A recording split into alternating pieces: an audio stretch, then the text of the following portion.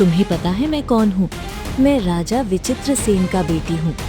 तुम मेरा कुछ नहीं बिगाड़ सकते। अच्छा, इसलिए तुम्हें इतना अहंकार है। अब तुम्हारा अहंकार नहीं टिकेगा। मैं तुम्हें श्राप देता हूँ कि तुम एक चिड़िया में बदल जाओगी। सुंदरबन नामक एक गांव में गौरी नाम की एक लड़की रहती थी। उसके माँ बाप बहुत पहले ही गुजर चुके थे। वो अकेली अपनी एक छोटी सी झोपड़ी में जीवन बिताती थी। गौरी बहुत ही मेहनती थी। आज खेत में बहुत काम है, मुझे जल्दी से खेत में जाना है, नहीं तो मेरे खेत का काम खत्म नहीं होगा। वैसे आज मौसम भी सही है। गौरी एक कुदाल लेकर खेत की ओर चल देती है।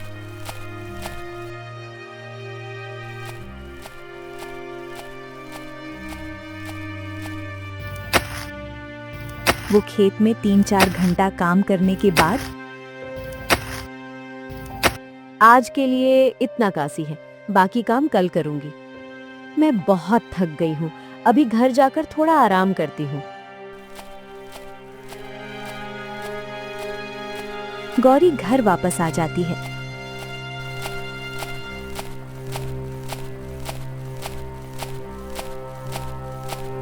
और थकान के कारण वो सो जाती है। फिर कुछ देर बाद उसकी नींद खुल जाती है। अरे, मुझे तो लकड़ी काटने भी तो जाना है। बहुत देर तक सो गई थी, थकान के कारण शायद नींद गहरी हो गई थी। कोई नहीं, अभी जाती हूँ और कुछ लकड़ियां ले आती हूँ। गौरी कुल्हाड़ी लेकर जंगल की ओर चल देती है और वहां से कुछ सूखे लकड़ियां काटकर फिर लकड़ियों को सिर में उठाकर वापस घर आ जाती है।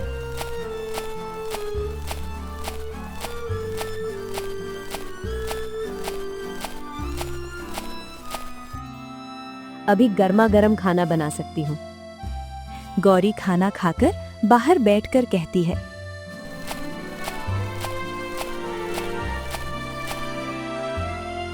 माँ, पिताजी, आप मुझे छोड़कर चले गए, लेकिन मैं कोई डरपोक या आलसी नहीं हूँ। मैं खुद मेहनत से कमाना जानती हूँ। मुझे किसी की भी जरूरत नहीं है। वैसे भी मुझे गांव वाले कमजोर समझते हैं और बहुत कोई तो मुझे ईर्ष्या की नजर से देखते हैं, पर मुझे इन लोगों से कोई समस्या नहीं है। ये लोग तो शुरू से ही ऐसे हैं। फिर गौरी घर जाकर सो जाती है।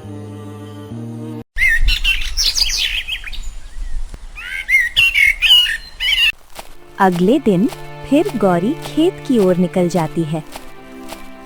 रास्ते में एक व्यक्ति गौरी को कहती है, अरे गौरी, इतनी सुबह सुबह कहाँ जा रही हो? खेत में थोड़ा काम था, वही करने जा रही हूँ। अच्छा, पर तुम तो जवान हो गई हो, फिर बेफालतू का इतनी मेहनत करने की जरूरत क्या है? अरे तुम तो घर में बैठे बैठे आराम से खा पी सकती हो, फिर किस लिए ये सब झंझट उठा रही हो?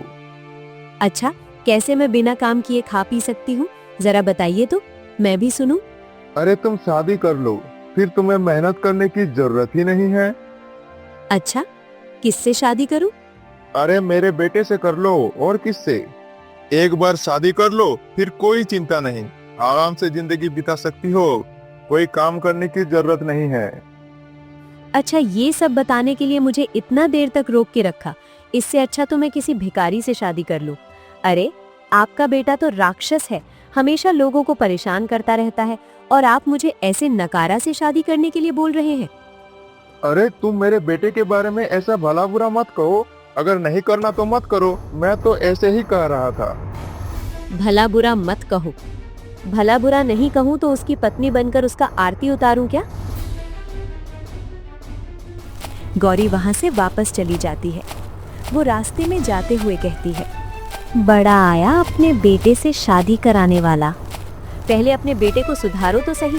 कैसे नालायक की तरह काम करता है, बिना मतलब गरीब लोगों को परेशान करता है, और ऐसे ही चले हैं शादी कराने। कोई आलसी और बेवकूफ लड़की ही इससे शादी करेगा। बात करते करते वो अपने खेत में पहुंच जाती है और काम शुरू कर देती है।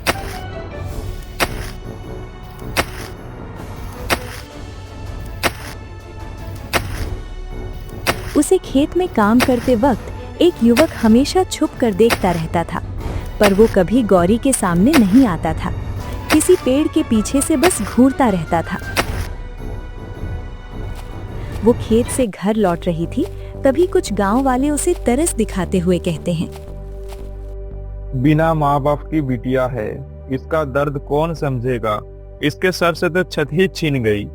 बेचारी अकेली खेत में जाती है और दिन भर मजदूरी करती रहती है। बेचारी का कोई आगे पीछे नहीं है। अब ये दुनिया इसे जीने देगी तब ना। हाय रे किस्मत। फूल जैसी बच्ची है पर इसका रखवाला कोई नहीं है। गांव वाले हमेशा उसे तरस दिखाते रहते थे। कई गांव वाले अंदर ही अंदर उससे ईर्ष्या भी करते थे और बाहर बाहर प्यार जताते थे, पर गौरी जानती थी कि गांव वाले ऐसे ही हैं। गौरी उस दिन रात को बाहर बैठती है। आज उसके आंखों में आंसू थे। वो कहती है, देखा माँ, पिताजी लोग किस तरह मुझ पर तरस दिखा रहे थे, पर सच कहूँ तो वो सभी मुझसे ईर्ष्या करते हैं। वो और उनके बच्चे ठीक से काम नहीं कर पाते और बस मुझे बाहर बाहर सिर्फ प्यार जताते हैं।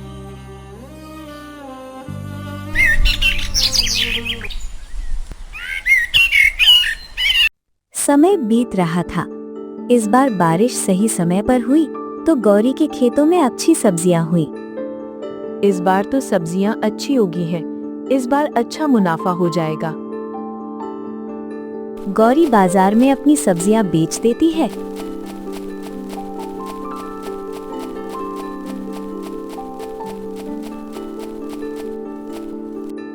और सही में इस बार उसे अच्छा मुनाफा हुआ था। गौरी आज बहुत खुश थी, और खुश हो भी क्यों ना, उसे मेहनत का फल जो मिला।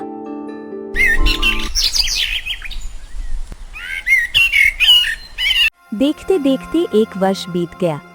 इस बार सुंदरबन गांव में मुश्किलों का दौर शुरू हुआ। इस बार गांव में तो सिर्फ आंधी ही चल रही है। बारिश का एक बूंद भी नहीं गिरा। अगर ऐसे ही चलता रहा तो हमारा क्या होगा। पता नहीं बारिश होगी कि नहीं। मुझे तो लग रहा है हम सब भूखे मरने वाले हैं। गांव में धीरे धीरे सूखा पड़ने लगा। खेत भी धीरे धीरे सूख रहे थे। कुएं तो पूरी तरह से सूख गए थे। अंधविश्वास ने लोगों के दिमाग पर कब्जा कर लिया था।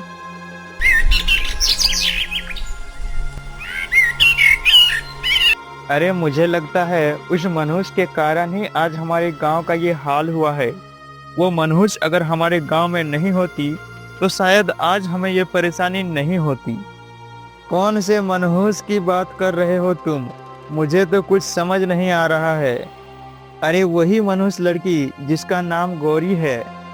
उसी मनुष्य के वजह से ही तो हमारे गांव में ये सब हो रहा है। क्या पहले ऐसा कभी हुआ था? हमारे गांव में इतना सूखा कभी नहीं पड़ा। बिल्कुल बिल्कुल, तुम एकदम सही बोल रहे हो। अरे बारिश तो छोड़ो, हमारे खेत में जो नहरों से पानी आ रहा था, जो कभी बंद नहीं हुआ, वो भी आज बंद हो गया है। उस मनहूस गौरी के कारण। पता नहीं उस मनहूस गौरी ने क्या पाप किया है, जिसकी सजा हम सबको मिल रही है। तुम दोनों बिल्कुल सही कह रहे हो, पर हम करें भी क्या? उस लड़की को तो गांव से निकाल भी नहीं सकते, और वो खुद तो गांव से बाहर जाने से रही। हमें कुछ न कुछ उपाय करना होगा ताकि वो इस गांव से बाहर निकल जाए। हाँ, तुम ठीक कह रहे हो, यही सही होगा। इधर गौरी सोच रही थी कि नहर का पानी आना अचानक बंद कैसे हो गया। 2 दिन पहले तो पानी ठीक से आ रहा था, पर अब अचानक पानी आना बंद कैसे हो गया। मुझे नदी की तरफ जाकर देखना होगा, तभी मुझे पता चलेगा कि पानी आना आखिर बंद कैसे हो गया। गौरी कुदाल लेकर नहर की तरफ जाने लगी। तभी उसे रास्ते में 2 लड़के मिले, सोनू और अभिषेक। अभिषेक गौरी से कहती है, गौरी दीदी, आप कहाँ जा रही है? हम भी आपके साथ जाएंगे। नहीं अभिषेक, तुम दोनों यहीं रहो। मैं नदी की तरफ जा रही हूँ। मुझे आते वक्त बहुत देर हो जाएगी। देर होगी तो होगी, पर आप हम दोनों को ले चलिए। हम दोनों भी आपके साथ काम करेंगे, आपकी थोड़ी मदद भी कर देंगे। अरे तुम दोनों मेरी क्या मदद करोगे, तुम तो अभी छोटे हो। चलो फिर तुम दोनों को इतना ही अगर जाने का मन है तो तुम दोनों को ले ही जाती हूँ। गौरी और दोनों लड़के जंगल की ओर चल देते हैं। वो तीनों नहर के रास्ते आगे बढ़ते हैं। आगे बढ़ते बढ़ते गौरी को दिखाई देता है कि नहर में काफी मिट्टी जम गई थी, जिसके कारण पानी वहीं पर अटक गई थी। अच्छा, तो इसलिए खेतों तक पानी नहीं पहुंच रहा था। तेज आंधी के कारण यहाँ इतनी मिट्टी जम गई है, जिसके कारण पानी आगे नहीं जा पा रही है। गौरी दीदी, अब आप क्या करेंगी? पानी तो यहाँ पर अटक गया है। इस सारी मिट्टी को यहाँ से हटाऊंगी, तभी पानी आगे जा पाएगी।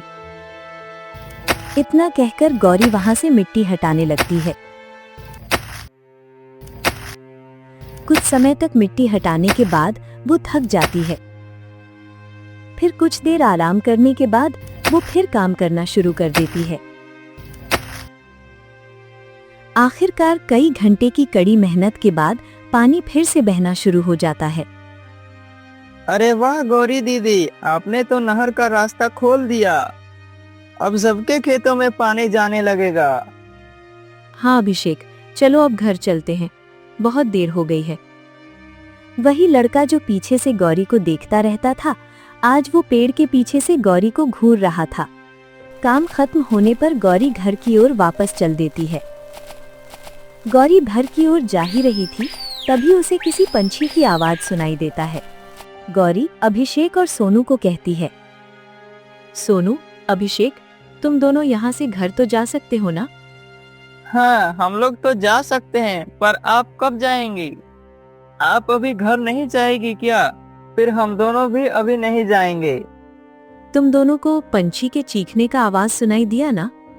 हाँ, सुनाई दिया, पर इसमें क्या? वन में तो हमेशा पशु पंछियों का आवाज सुनाई देता रहता है। हाँ, सुनाई तो देता है, पर इस आवाज से मुझे महसूस हो रहा है कि कोई शिकारी पंछी को पकड़कर ले जा रहा है, क्योंकि आम पंछी की आवाज ऐसे नहीं होती। तुम दोनों घर चले जाओ, मैं थोड़ी देर बाद चली जाऊंगी। ठीक है, हम दोनों चले जाते हैं, पर आप भी जल्दी से चले आना। अभिषेक और सोनू दोनों घर की ओर आगे बढ़ जाते हैं।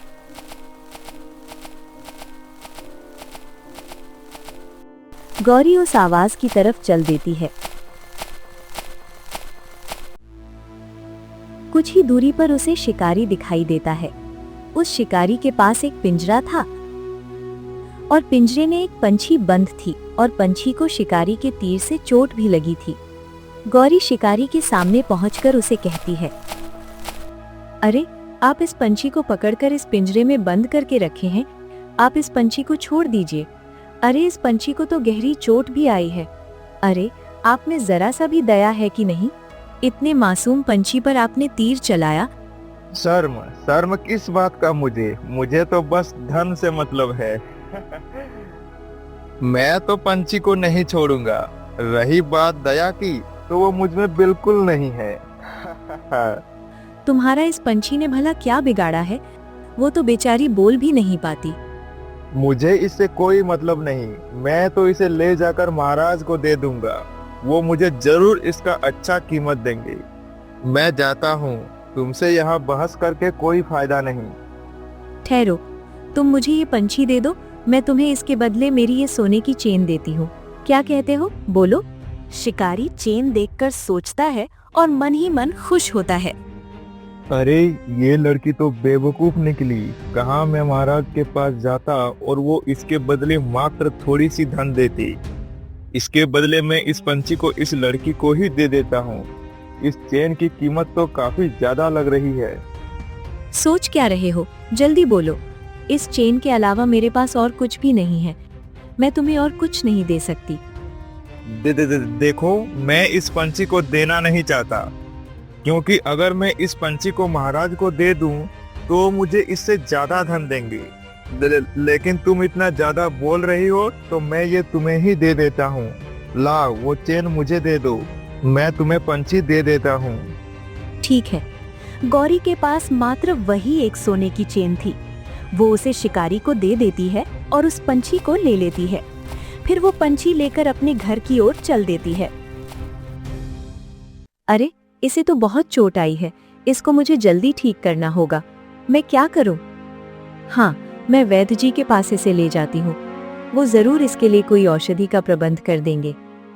गौरी पंछी को लेकर वैद्य के पास जाती है और वैद्य से कहती है, वैद्य जी, इस पंछी को बचाइए, इसे बहुत गहरी चोट आई है। अरे, तुम्हें ये पंछी कहाँ से मिला और इस पंछी को इतना चोट कैसे लगा? मैं वन में नहरों के रास्ते को सही करने गई थी, तभी एक शिकारी ने इस पंछी पर तीर चला दिया। पंछी की आवाज सुनते ही मैं वहां गई और शिकारी से इसे ले ली। अच्छा, ठीक है, मैं इसके लिए औषधि बना देता हूँ।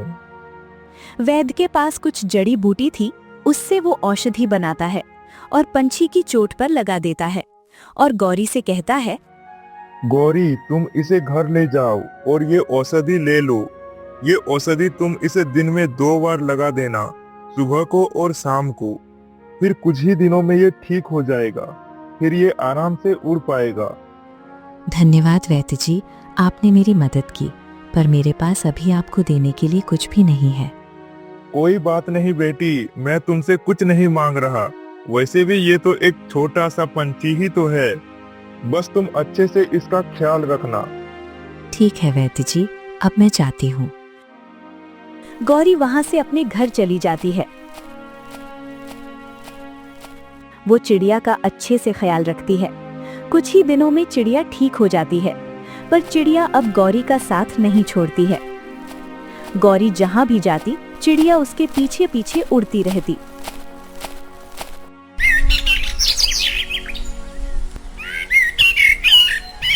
एक दिन गौरी खेत में काम करती करती बोल रही थी, अरे, जब से मैंने इस चिड़िया को बचाया, ये तो मेरा पीछा ही नहीं छोड़ रही है।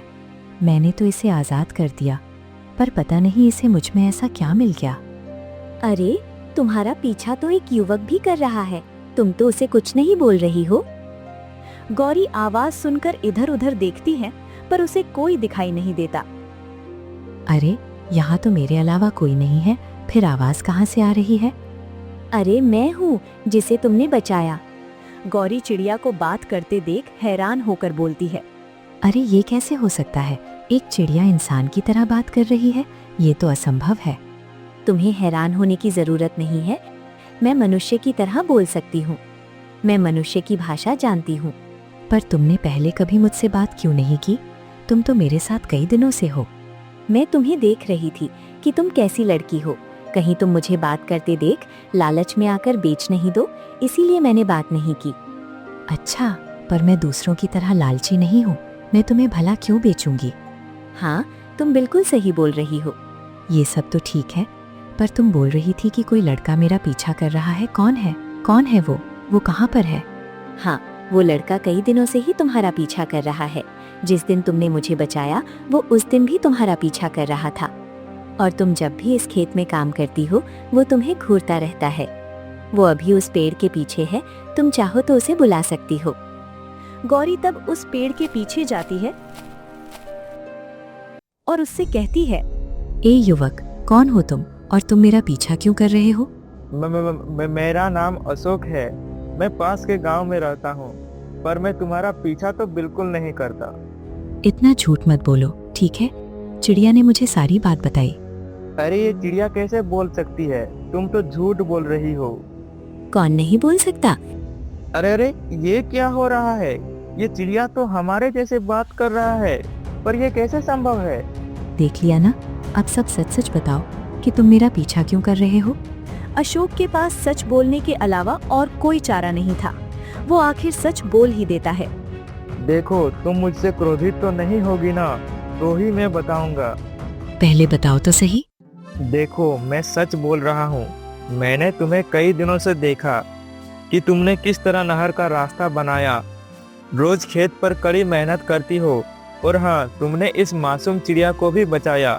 तुम्हारी मेहनत और करुणा देखकर मुझे तुमसे प्रेम हो गया है, इसलिए मैं तुम्हारा पीछा करता था, पर डर के कारण तुम्हें कभी बोल नहीं पाया।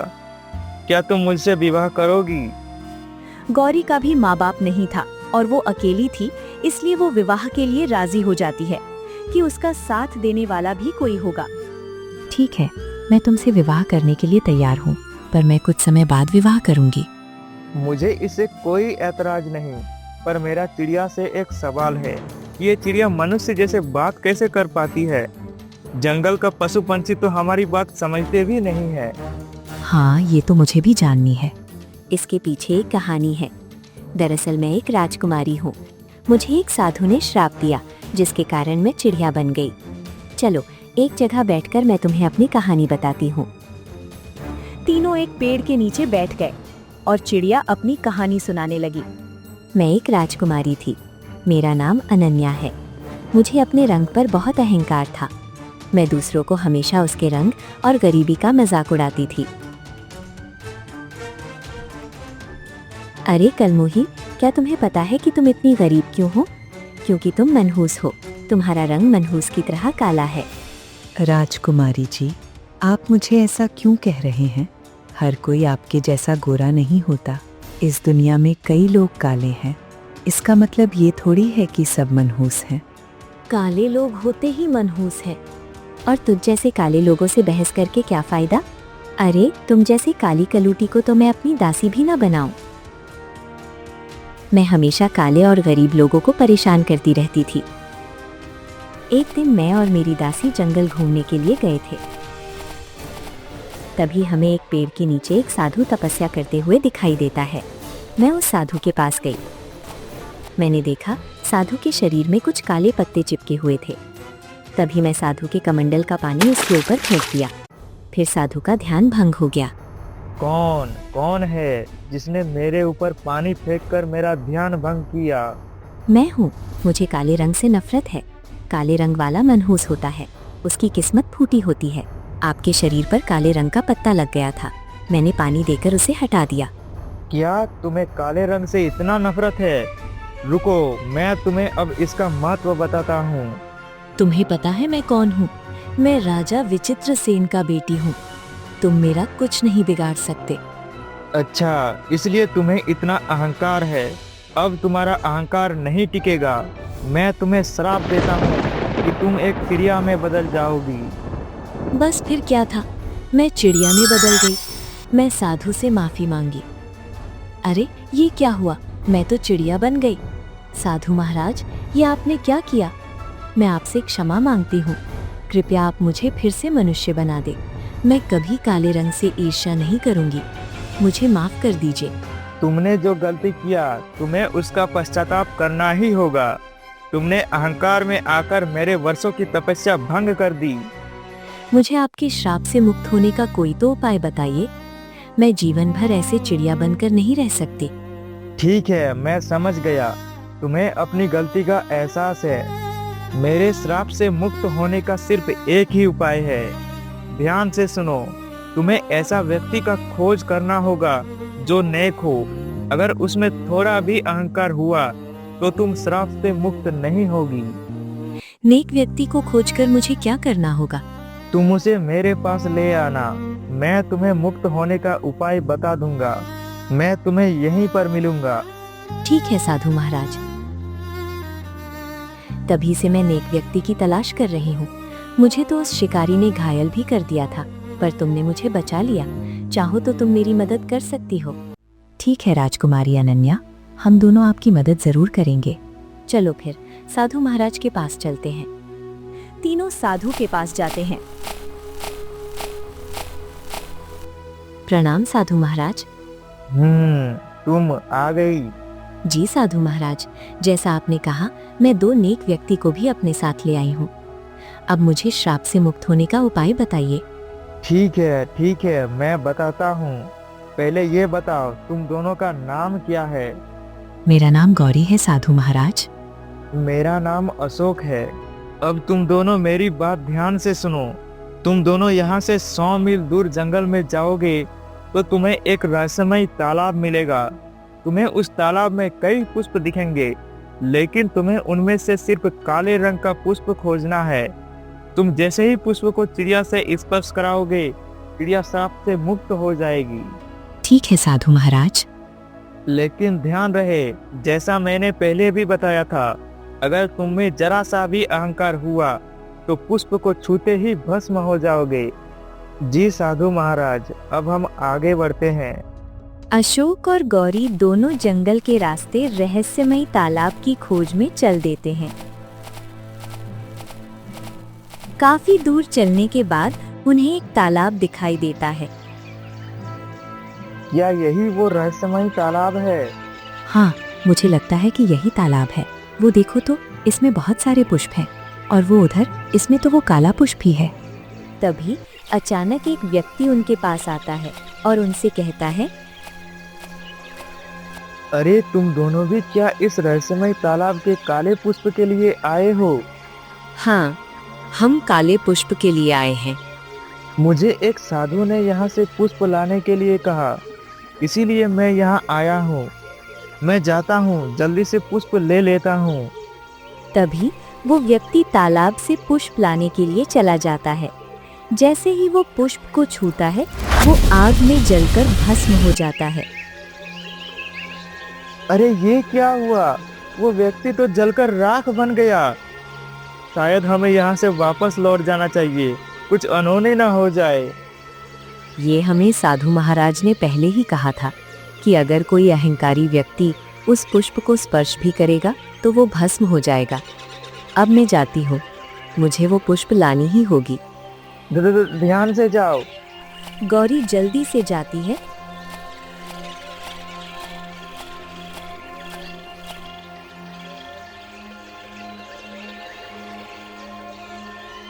और वो पुष्प ले लेती है। उसे कुछ नहीं हुआ।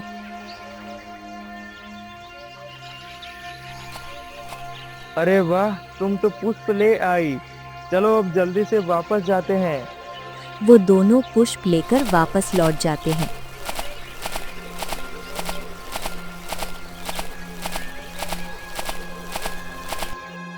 साधु के पास पहुंचकर गौरी साधु से कहती है, साधु महाराज, रहस्यमयी तालाब में आपने जिस व्यक्ति को भेजा था वो तो भस्म हो गया। आपने ऐसा क्यों किया? वो व्यक्ति तो मुझे ईमानदार लग रहा था। हा हा हा, यही तो उस रहस्यमय तालाब का खासियत है। इसीलिए उस तालाब को रहस्यमय कहा जाता है, क्योंकि वहाँ जो कोई भी जाता है उसे अक्सर भ्रम होता रहता है। मतलब वो हम दोनों का भ्रम था, वो व्यक्ति असल में वहाँ था ही नहीं। हाँ, वहाँ जो भी जाता है उसे भ्रम होता ही है। वो उस तालाब की परीक्षा है। तालाब हर व्यक्ति की परीक्षा लेता है। जो डरपोक होता है वो वहाँ से भाग जाता है। तभी गौरी उस पुष्प को चिड़िया से स्पर्श कराती है। बस देखते ही देखते वो चिड़िया राजकुमारी में बदल जाती है। तुम दोनों का बहुत बहुत शुक्रिया। तुमने एक अनजान की सहायता की। कोई बात नहीं राजकुमारी जी, हर इंसान को अपने अनुसार सभी की सहायता करनी चाहिए, चाहे कोई पशु पक्षी ही क्यों ना हो।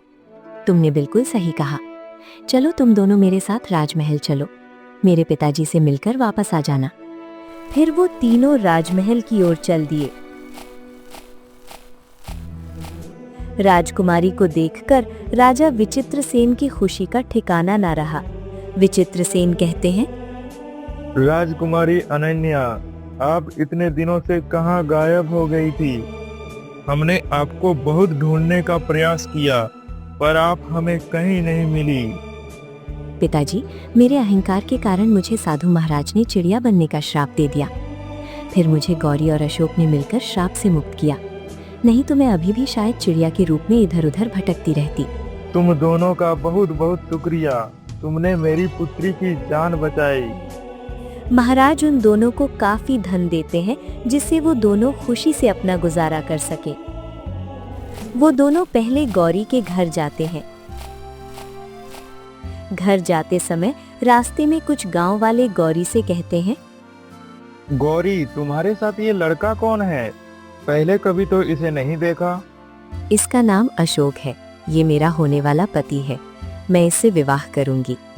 अच्छा गौरी, हमें पता चला तुमने नहर में जो मिट्टी जम गया था उसको हटाकर नहर का रास्ता चालू कर दिया। हम तो तुम्हें गलत समझ रहे थे, पर तुम सच में मेहनती और होशियार हो। कृपया हमारी गलती के लिए हमें माफ कर दो। आप लोगों को माफी मांगने की जरूरत नहीं है। बस आगे से किसी अकेली को देखकर उस पर तरस मत खाइए और भला बुरा ना कहिए। जरूर बेटी, हम याद रखेंगे। गौरी अपने घर जाकर सारा सामान बांधकर अशोक के साथ उसके घर के लिए रवाना हो जाती है। दोस्तों, ये है हमारे पिछले वीडियो के कमेंट्स और उनके नाम। Aamir Shaikh, Shruti Gupta, Lalit Bhujak, mister master, Akshita Gehlot, Harjeet Singh, MJ Baro, Kamlesh Kumar Sen, Shahid इमाम, कौशल्या सिंह, एनोनिमस। आप भी इस वीडियो में अपना नाम और आप किस जगह से वीडियो देख रहे हैं कमेंट कर दें, ताकि अगले वीडियो में हम आपका नाम भी ले सकें। धन्यवाद दोस्तों।